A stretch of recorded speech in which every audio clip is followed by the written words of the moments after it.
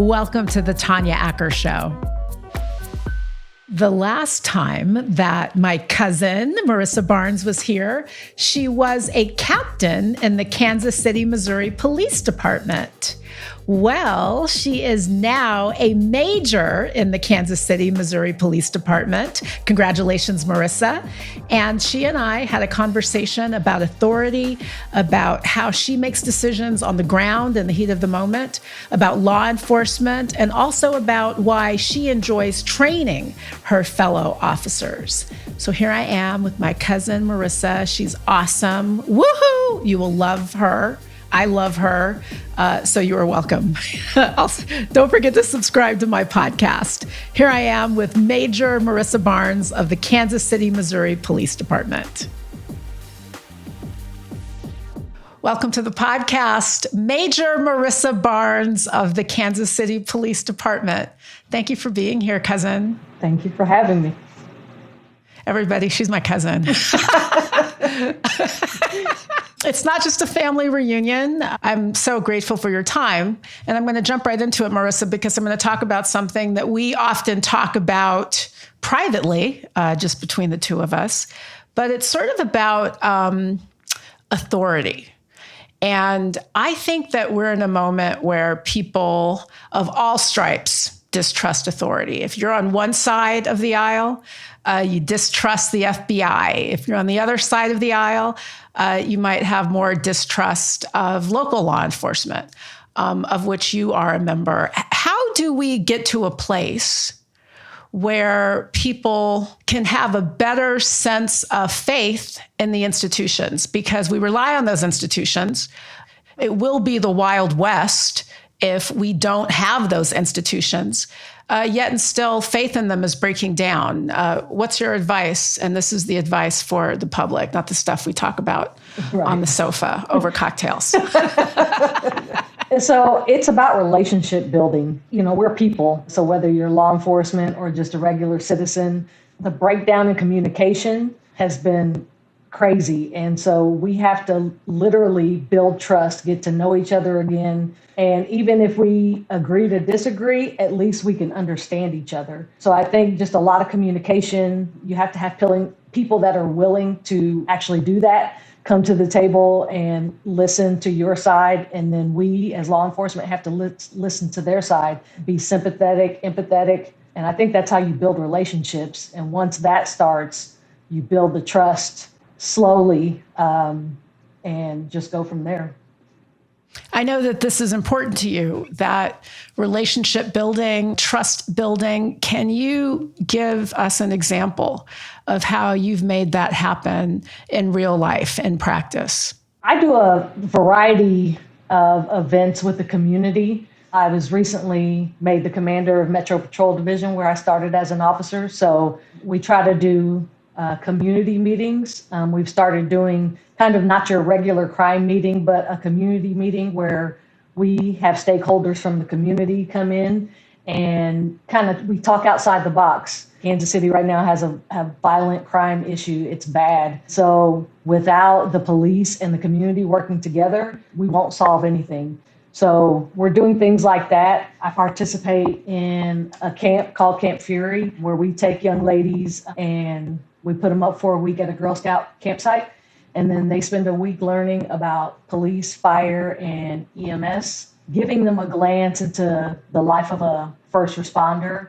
It really gives them some understanding of kind of the day-to-day things we deal with. And so it's always nice to see that light go on, or the understanding when we've taught them something or showed them something and they figure out, oh, that's why they do that. Same with the women's self-defense class that I participate in.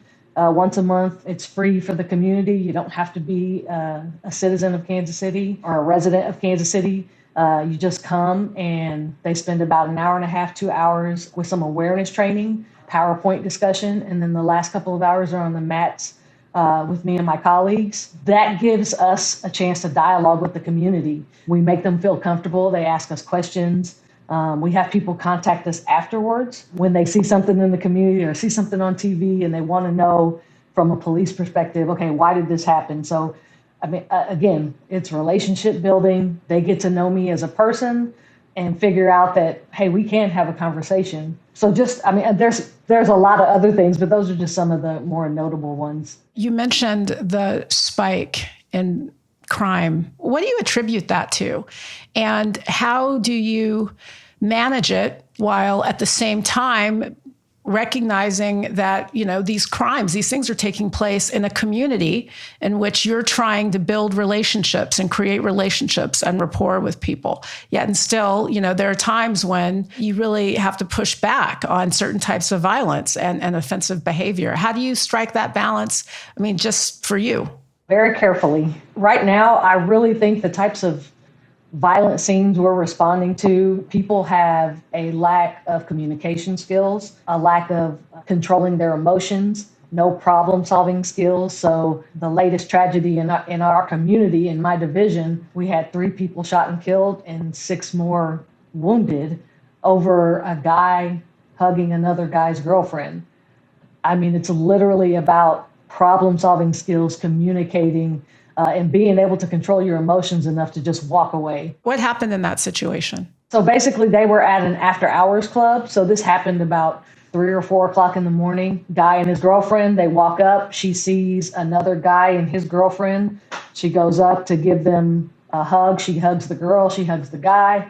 The boyfriend of the lady that was giving the hugs, apparently he didn't like the way the guy hugged his girlfriend and said something to the effect of, "Watch your hands," or something. And it sounds like the girlfriend actually was trying to de-escalate the situation by just grabbing the boyfriend and walking away, but that's when the shots started. Were there any officers involved in the shooting? No. Basically, we got there, we cleaned up the aftermath. I mean, that's what's so tragic.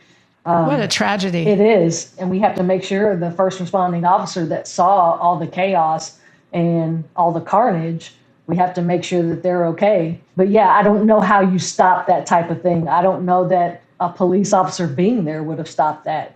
We have another situation where officers actually caught a homicide on scene because guys got out right in front of them and started shooting into a vehicle. So we have the whole thing on tape. One of the things we're doing here in Kansas City, we have a new chief. She was sworn in earlier this year, our first female chief. She brings a different dynamic and problem-solving approach. So she is working with a lot of our community leaders. I think they call them violence interrupters. So people that can go into the crowd at a scene of a homicide like that or any violent crime and just talk to people. And they're kind of that bridge between the community and the police department, because without the community, we can't solve crimes. If we're not there to witness it, we need to hear from somebody who was. And it can be frightening trying to step up. But with our community leaders that are engaging with us and responding to scenes and helping us gain information, I really think it helps. It helps the families at the scene to see that police are there and they want to solve the crime, and to see how the community leaders are working to get the information that we need. It doesn't always work, but I really feel like it's a different approach to something that we've been dealing with for a long time. Give people some sense. I'm doing this series now on the podcast about how people make decisions and how, the factors that influence them when they're making hard choices. Marisa is now Major Marisa Barnes. When she was on the podcast the last time, she was Captain Marisa Barnes. So congratulations once again. But give people some sense of what it's like being on the ground in the middle of a violent situation and the sorts of things that you've got to take into account in a fleeting moment when you are deciding how and when to intervene. So, for instance, I'm just thinking about the situation where you said 2 law enforcement officers actually saw the homicide go down because people were just shooting in the car while the police officers were there. Walk us through your decisioning as you come upon a violent scene. So first of all, you have to make sure the scene is safe for you to even go into. At that point, the officers were in a fairly safe spot in their vehicles. I can't even imagine their thought process going, do I go after the bad guys or do I go help the victim? In this case, they went to help the victim, and the suspects were able to get away because they did not pursue. That's very challenging. Some other things they have to think about, you come up on an active shooter, you can't just draw our guns and begin firing aimlessly. You have to consider the victims that are already there. You have to consider the surrounding victims. Those shoot, don't shoot scenarios where you have to make a decision in milliseconds. Those officers, I think, did a really good job. They were going to be good witnesses for this victim. Unfortunately, the victim did not survive, but they did what they could. They got to the victim, provided medical aid until the ambulance got there. Unfortunately, the suspects were able to get away in that. I know you, so I am talking to a law enforcement officer of good intentions, of noble intentions, who believes in justice, who believes in law and order, and believes that it's something that should be enforced without regard to the package that one is in. That is not every law enforcement officer. I mean, we all have seen some of the more egregious examples. People have talked about them. I won't, you're in uniform, and I'm not going to put you in a situation of critiquing another department in this platform, in this space. When you see something that you find troubling, you're also the mother of a young man who's very dear to me. When you see something, and when you see law enforcement engage with civilians in a way that's troubling, overly aggressive, how do you process that? Because you've got to go back out on the street, and then, a lot of people who were mad at officer so-and-so in that other jurisdiction, and they've seen that tape or this tape or that tape. When you see some of the more disturbing examples, how do you process that? Initially, I process it like any other human being. It makes me angry, sick to my stomach. It just disgusts me because I know that they are making our mission harder than it already is. When people see that, they react emotionally. And so I know they probably don't mean it, but we're not all the same. Just like if you have, a preacher who is inappropriate with, children or something like that, it doesn't mean all the preachers are like that. So I think it's that trying to get people to, yes, be upset at that situation, what happened, but don't take it out on all of law enforcement. I think a perfect example is when the protests were occurring. That was some of the hardest times of my career on this department, to know that my community was hurting and to understand why they were hurting, but then to know that I still had a job to do. It was hard. I actually questioned why I was doing what I was doing. Why do I stay in police work? They don't care about, I'm here to make a difference. They're just mad at us all. But I have some very good friends in the department and some that are outside the department. And those discussions led to, well, why did you join? Why did you become a police officer? And if you join for the right reasons and your heart's in the right place, if you leave, who does that leave on the force? What if we still have some of those officers who aren't doing the right thing? Those of us who really cared and were really hurt by the community's reaction, we just had to support each other and know that, hey, I'm in this for the right reasons. And I'm going to go back out into my community, and I'm going to continue to build the trust, reestablish relationships that have been broken. It's not always the easiest thing, but like you said, I have a son and I want him to be safe in our community. The decision I came to was I'm going to stay here and I'm going to fight the good fight. And I'm going to try to lead and develop officers to come behind me to continue that good fight.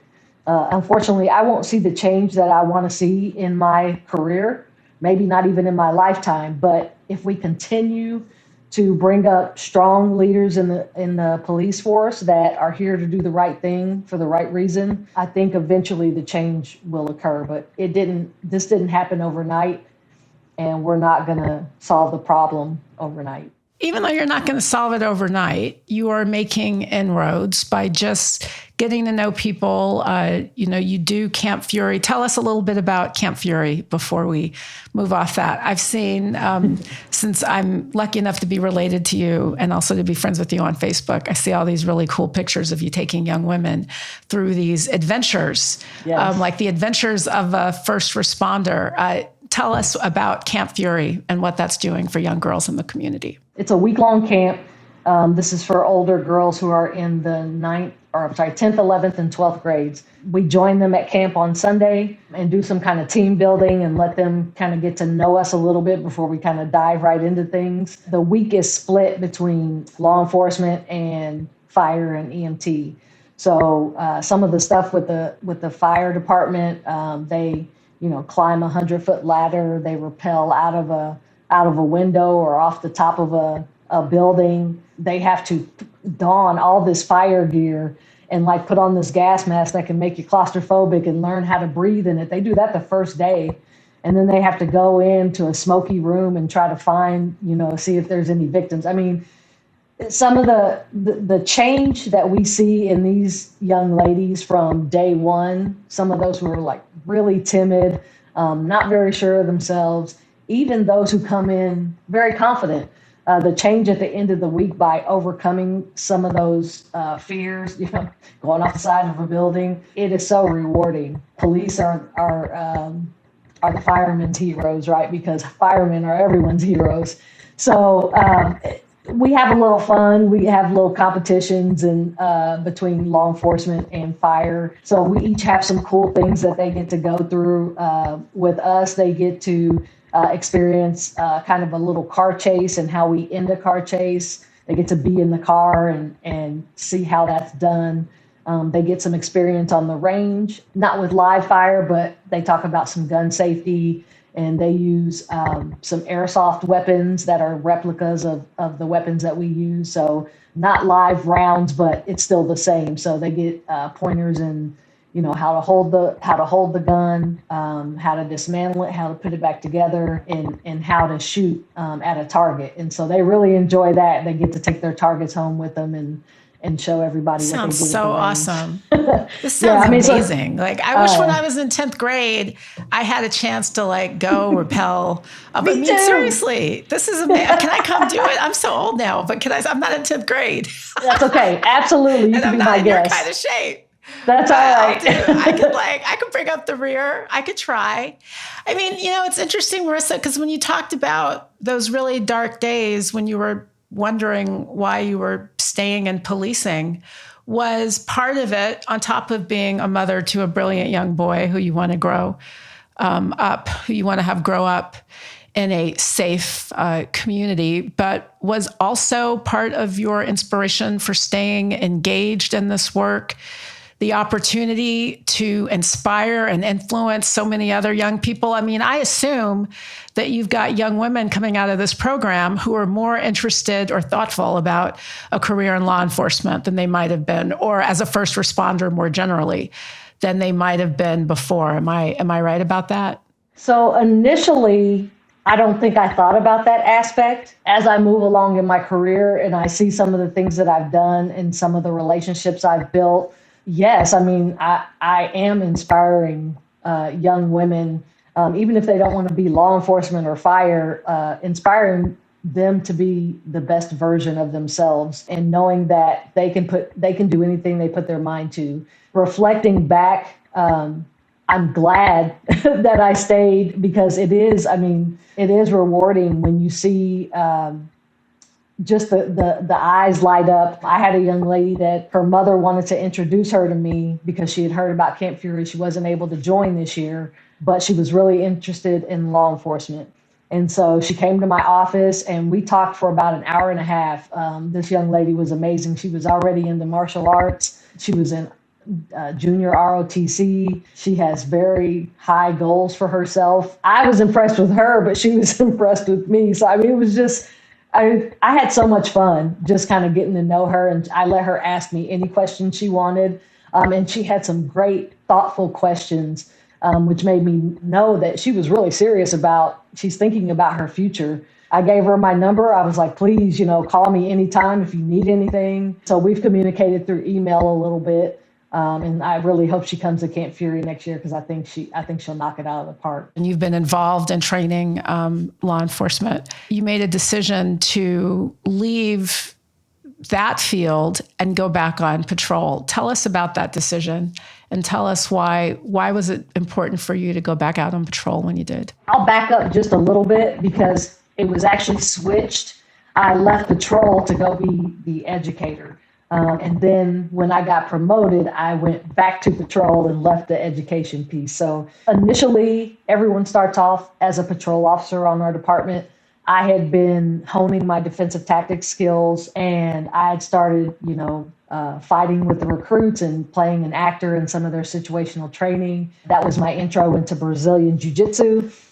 So I was really into training and never thought about teaching, but a sergeant had me come down to the academy on special assignment because he had two male instructors that were on family medical leave around the same time. So along with two academy classes, we had in-service for the whole department. So it was hard to do with one or two people. So I was down there. That caused a little bit of friction because I only had 3 years on when I went down to do the special assignment at the academy. And normally you have to have about 7 years on, and there's a long list of educational requirements, which I actually met, but people didn't know. All they knew is that I was a 3-year rookie going to teach people at the academy. So how did you handle the friction? How did you take that down? So I tell you, one of the hardest things is teaching your peers, and to have that as my first learning experience. Once they figured out, I actually knew what I was talking about. I knew how to teach the techniques. I had to demonstrate on some folks to let them know, and they gave a little resistance. And when maybe she does know what she's talking about. So they had no idea that I would fight the recruits. There's like a little reel underneath the fake fight. Yes. Like there's just a little extra. Yes. And so unfortunately, with guys, that's what happens. So eventually people kind of settled down and they learned that, she does know what she's talking about. She does know how to do this stuff. And mind you, none of those people wanted my position. They don't want to get up there and try to teach. So anyway, so I was down there getting acclimated. I don't really like to talk in front of people. So that teaching aspect was really hard for me. And again, I was teaching my peers. But as I started to settle in, while I was down there on special assignment, one of the male instructors decided he wanted to go back out in the field on patrol. And so an opening had come up, and the sergeant came and asked me, did I want to stay? So now, ever since I joined the police department, and I found out about the tactical units, the kind of SWAT, they call them SWAT out there, I said, that's what I want to do. I want to, don the black outfit and go. I want to be the one they call when they need to go get the bad guy. So I had been training for that. I had guys giving me, heavy vests to train in, and that's how I met my ex-husband. He was training me to be, a SWAT person. So when that sergeant asked me to stay, I was at a real crossroads. I'd started to love teaching, but I also still wanted to be that active, kicking indoors and going to get the bad guy. So I literally made a list of, pros and cons for each. And for me at the time, actually the tactical list had more pros than staying at the academy. But one of my friends just looked at me and they go, hey, there's been females on TAC. There's never been a female PTDT instructor. And I kind of thought about that. And they go, you could make your lane that way. And so I did. That was kind of what swayed me. And I had no idea, again, as I reflect back now, how I paved the way, because there had never been one. To me, I was just like, there's never been one. I'll be the first, no problem. Not thinking about the long-term effects of that. So I really think that catapulted me in my career. That's such a prestigious position on our department. While I was there, I decided to stay, and my sergeant pushed me to take the sergeant's test. I didn't want to, but he was like, no, you're going to take it. And I guess he saw something in me that I didn't, because I was having fun. I'm like, I could stay here the rest of my career. So I studied and actually passed and made the sergeant. So I had to leave this job that I'd come to love to go back out on patrol. But as I started to mature as an officer, I see things that I want to change. But if I stay an officer, my influence is going to be very, very limited. And I will always have somebody above me saying, do this, do that. But if I decide to move up in the ranks, the further up I go, the more influence I have, and I will be able to make some of those changes that I think need to be made. And I think I've really, really seen that from captain to major. It's crazy the amount of respect people give you because of your title, but it has opened up so many things for me, and I've been able to influence some things and change some things. And I just sit back and I'm like, wow, this is cool, like, so I have I never thought about it being an officer. I never was like, oh, I want to be chief one day. It didn't really matter to me about going up in rank. I really did want to be a public servant. I really did want to go out and protect people. My degree's in social work, so I have a helping heart. That's just how I am. I don't know. The journey has been really.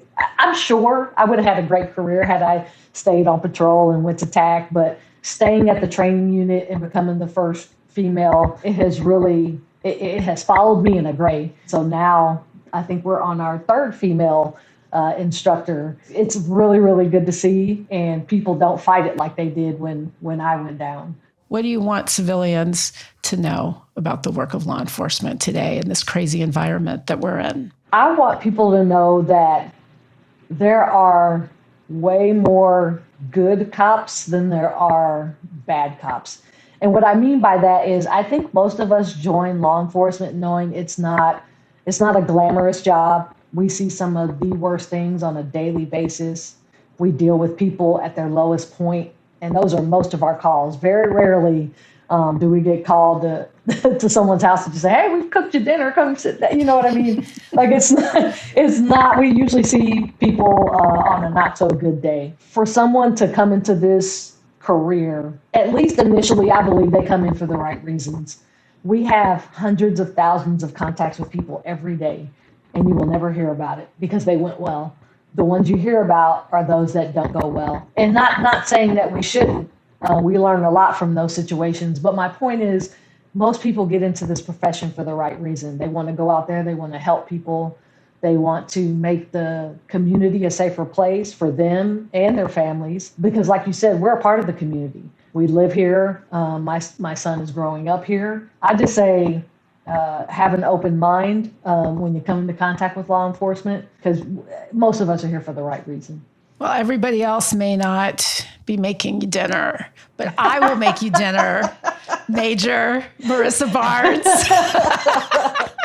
You always take care of me. Anytime. You bring yourself back out to LA. Okay. Major Barnes, on a serious note, thank you for being here and then just sharing a bit about what your days are like now and what some of the things that you and your colleagues have to contend with in the current environment. But mostly, thank you for your commitment and your intentions and your decision to make your platform and the space in which you exist a way to make things better for other people. So thank you for that, cousin. You're the best. Thank you.